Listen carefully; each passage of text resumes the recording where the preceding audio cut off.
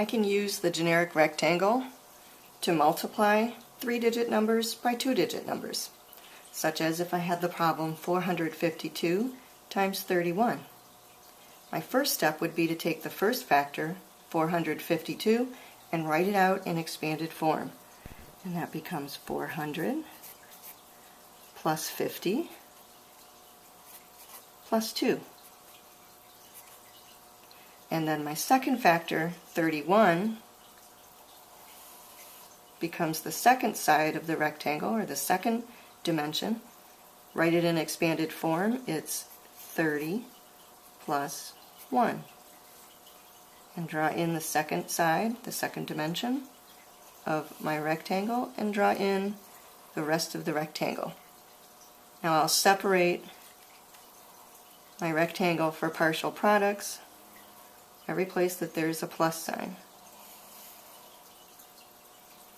And now I can go ahead and do my multiplication, remembering what I know about basic facts and patterns of zeros. Basic fact for 30 times 400, the basic fact is 3 times 4. I know that's 12. Patterns of zeros, I know I've got 1, 2, 3 zeros, so I'll put in 1, 2, 3 zeros, 12,000. The basic fact for 30 times 50 is 3 times 5, and I know that's 15. Patterns of zeros, we've got 1, 2 zeros, so I'll put in the 2 zeros. And now I can do 30 times 2. 3 times 2 is the basic fact. I know that's 6. We've got 1 0, put that in. And now I can go on to the second row in my partial products. I've got 1 times 400. I know 1 times anything is just itself, so 1 times 50 will be 50, and 1 times 2 will be 2. The next step will be to go ahead and add all of these partial products. And here I know I need to be really careful because I've got 6 partial products. I don't want to miss any of them. So I'll start with the greatest and put a check mark next to them as I write them down. The greatest partial product is 12,000. I'll start with 12,000. And then we've got 1,500.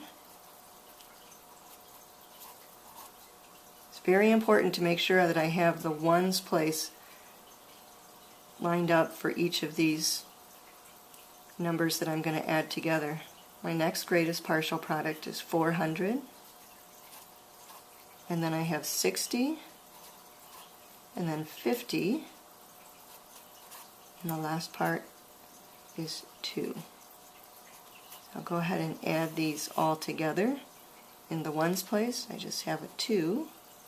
The tens place, 6 plus 5 is 11.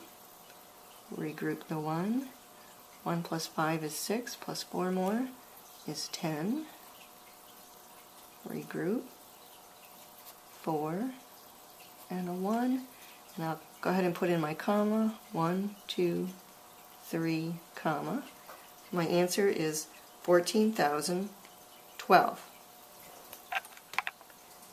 To do the same problem with traditional multiplication, I'll start with the ones place. Here I've got 1, and 1 times anything is going to be itself, so 1 times 2 is 2, 1 times 5 is 5, and 1 times 4 is 4. Notice that I multiplied 1 times the 2, then 1 times the 5, and then 1 times the 4.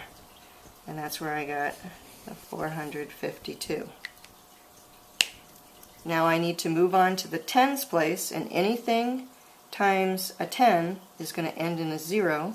So because I know my patterns of zeros, I'll go ahead and put in the 0 because I'm in the tens place. I don't really need 1 0. 3 times 2 is 6. 3 times 5 is 15, so I'll put down my 5, regroup the 1. 3 times 4 is 12, plus 1 more is 13. And what I just did here is I multiplied the 3 in the tens place times 2, then the 3 times the 5, and then the 3 times the 4. And that's where I got this second partial product. And now I need to just add the partial products together. 2, 5 and 6 is 11, 10, 4, and a 1, and put in my comma, 1, 2, 3, comma, 14,012. My answers match, so I know I did a good check.